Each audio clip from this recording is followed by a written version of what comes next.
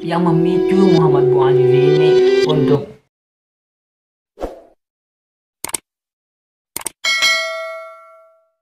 Assalamualaikum warahmatullahi wabarakatuh. Ya, kembali lagi di channel Tendra Amin. Ya, video kali ini kita akan membahas tentang hal yang berkaitan dengan bakar-bakaran. Tetapi di sini bukan berarti bakar-bakarannya bakar-bakar jagung ya. Ya, bakar-bakaran di sini adalah membakar sesuatu yang tidak lazim mungkin. Bunuh diri dengan cara membakar diri sendiri. Ya, pastilah kalau kalian sering kan membakar ayam atau membakar jagung sama-sama teman dan lain-lain kan, itu untuk hunting, hiburan dan lain-lain. Tapi ini membakar diri. Emang itu mau dimakan apa? Membakar diri. Ya, membakar diri. Apa itu? Kita saksikan. Oh ya, jangan lupa like, komen, dan subscribe ya, karena video ini akan terus memberikan sesuatu yang bermanfaat dan menghibur juga mungkin barangkali. Ya, kasus ini pernah terjadi di Tunisia sebagai bentuk aksi protes terhadap pejabat-pejabat yang korupsi dan kemerosotan ekonomi yang terjadi di Tunisia. Bagaimana kasusnya? Ayo kita lihat. Dan ini tidak ada maksud untuk menyinggung pihak manapun, baik dari perorangan ataupun kelompok.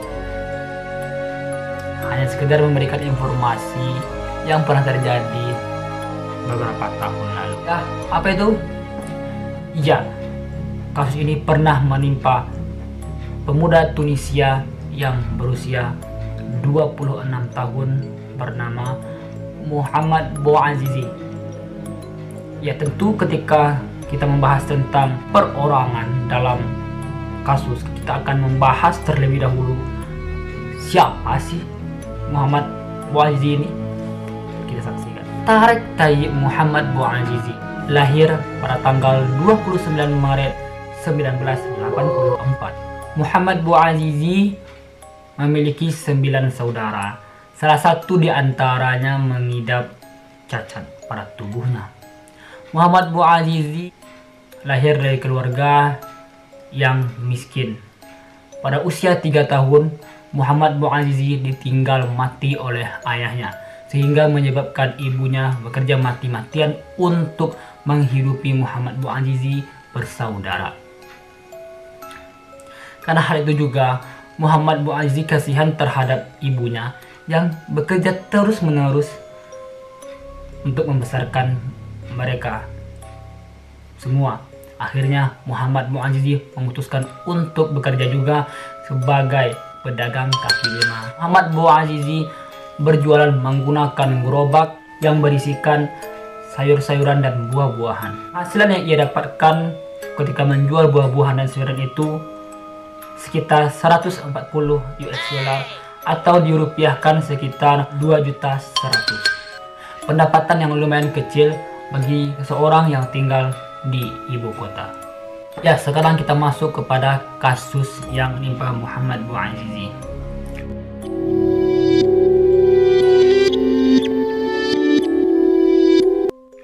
Ya, pada tanggal 17 Desember 2010, Muhammad Bouazizi ini sempat ada bentrok dengan pihak kepolisian, tepatnya dengan polisi wanita bernama Fadia Hamdi.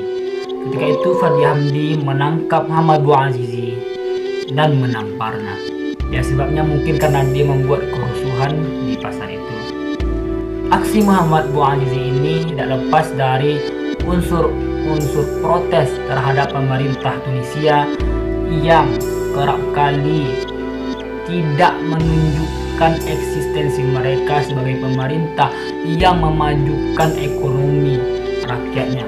Zain El Abidin Ben Ali sangat banyak ditentang oleh rakyatnya, meminta dia harus mundur. Sebelumnya juga terjadi kasus-kasus protes yang membakar diri di depan umum.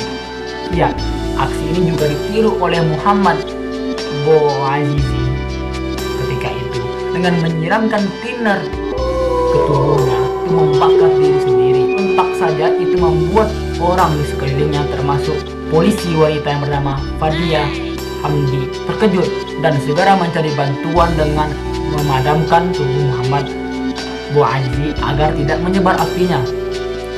Akhirnya setelah pada Muhammad Bouazizi dilarikan ke Trauma and Birth Center di Benares yang sebelumnya kasusnya terjadi di City Boy Street di Tunisia. Akhirnya luka bakar itu menyebabkan Muhammad Bouazizi diperban di seluruh tubuhnya. Di rumah sakit, Muhammad Bouazizi dijenguk langsung oleh Presiden Tunisia ketika itu yang banyak sekali dikecam oleh rakyatnya ketika itu.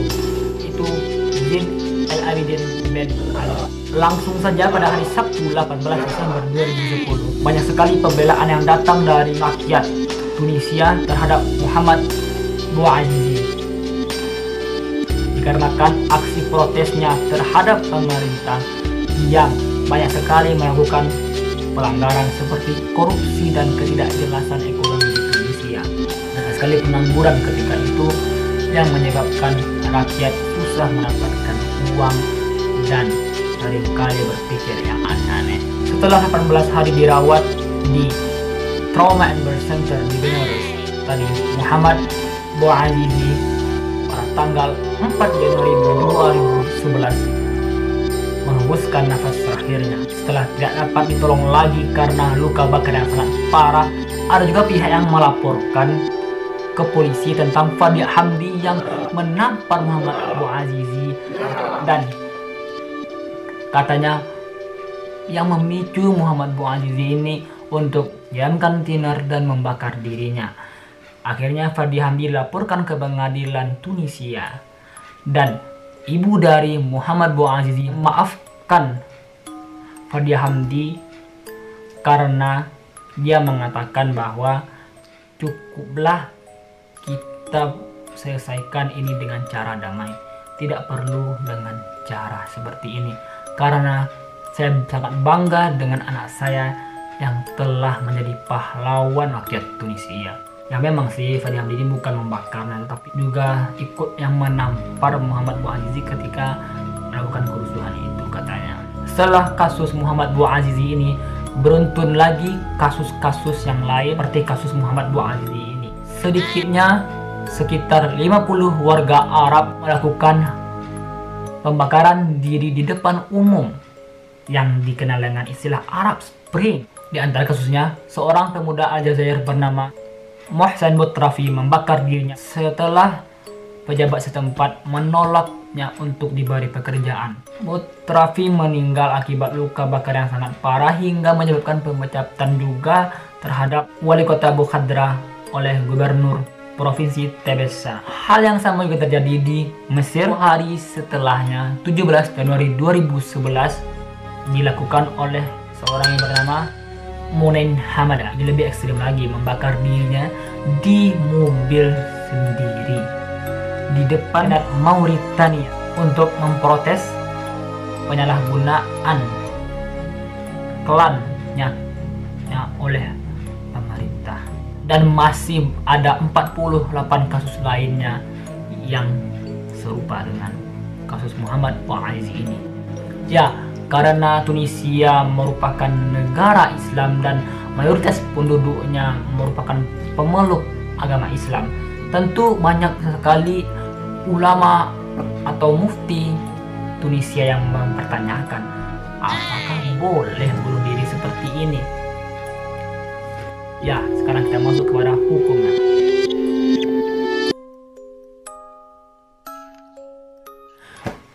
Ada dua pendapat yang terbagi terhadap tindakan bunuh diri dengan cara membakar ini.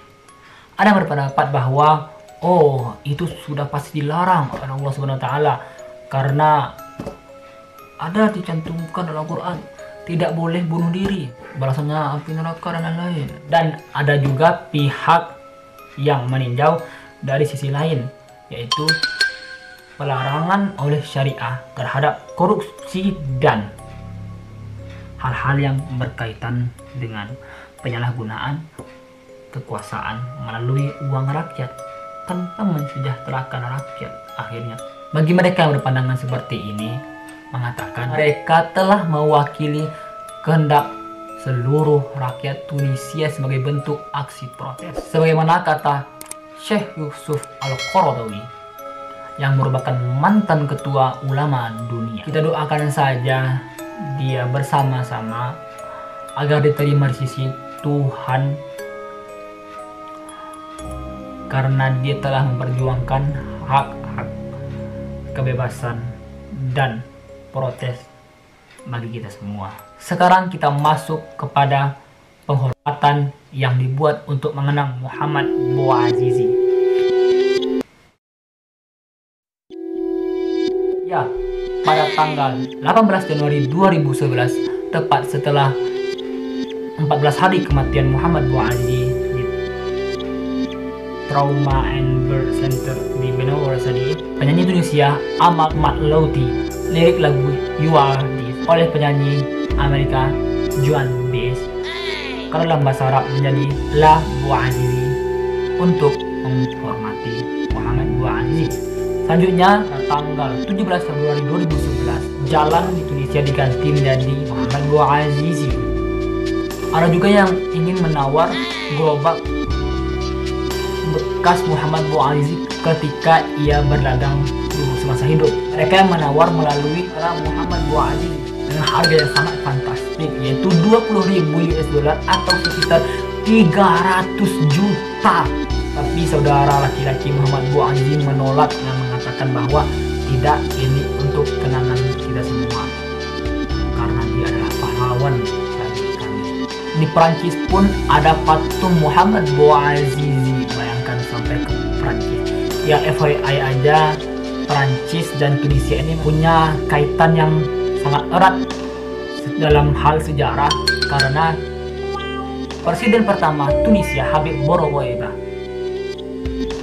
merupakan orang yang lancar berbahasa Prancis, bersekolah di Prancis, lama di Prancis, pernah juga di penjara Prancis, dan banyak menghabiskan waktu di Prancis.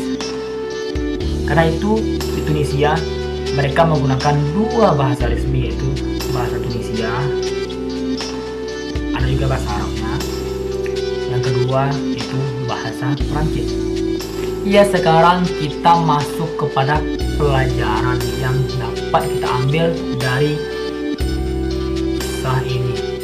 Ya, seringkali ulah pemerintah, ulah wakil rakyat, ulah seseorang yang kita percayai untuk mengemban tugas di tempat yang tinggi, justru mereka sia-siakan hanya untuk hal yang tidak ada kaitannya sedikit pun untuk kesejahteraan rakyat dan mengatasnamakan kesejahteraan rakyat. Ini memang sangat naif sebenarnya kalau kita kaji dalam-dalam. Ketika wakil rakyat yang ditunjuk sebagai pembantu rakyat justru malah menindas majikannya sendiri, yaitu rakyat. Bukan berarti membakar diri itu dibenarkan, tetapi itu merupakan salah satu bentuk protes yang sangat tidak bisa dikontrol lagi oleh sebagian orang yang melampiaskan kekecewaannya terhadap kinerja pemerintah yang sangat merugikan rakyat. Kita harus bagaimana?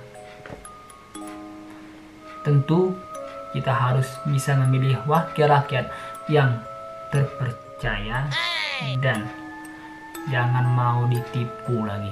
Ya, itu saja video kali ini. Semoga kita dapat mengambil pelajaran dan hal yang berharga dari kisah berikut ini. Terima kasih ya.